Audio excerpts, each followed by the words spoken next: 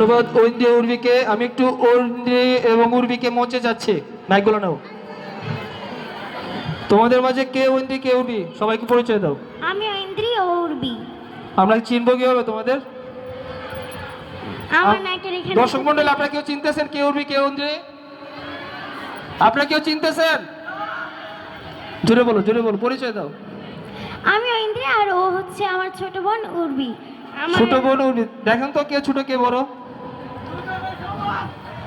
দুজনে কি?